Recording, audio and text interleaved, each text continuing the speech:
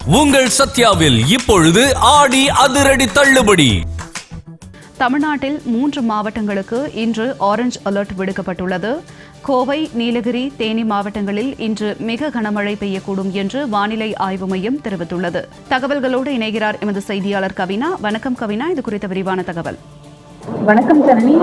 இன்று நீலகிரி மற்றும் தேனி, கோயம்புத்தூர் ஆகிய 3 மாவட்டங்களில் ஓரிரு இடங்களில் இடி மற்றும் மின்னலுடன் கூடிய பலத்த மழை பெய்யும் என்று வானிலை ஆய்வு மையம் தெரிவித்திருக்கிறது.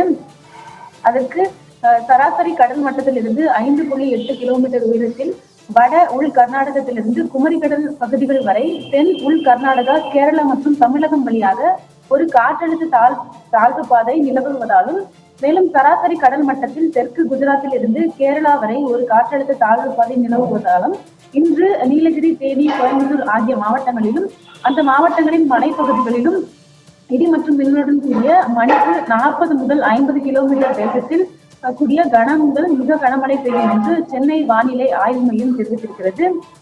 அது மட்டுமல்லாமல் மேற்கு தொடர்ச்சி மலை மாவட்டங்கள், வட கடலோர தமிழகத்தில் ஒரு சில இடங்களிலும், புதுவை மற்றும் காரைக்கால் பகுதிகளிலும் இடி மின்னல் மற்றும் பலத்த காற்றுடன் கூடிய மணிக்கு 40 முதல் 50 கிலோமீட்டர் வேகத்தில் கூடிய மிதமான மழை பெய்யக்கூடும் என்றும் தெரிவித்திருக்கிறது. மேலும் தமிழகத்தின் பிற பகுதிகளில் ஒரு சில இடங்களில் இடி மின்னலுடன் கூடிய லேசானது முதல் மிதமான மழை பெய்யும் என்றும் அறிவித்திருக்கிறது. கவினா, தங்களுடைய விரிவான தகவலுக்கு நன்றி.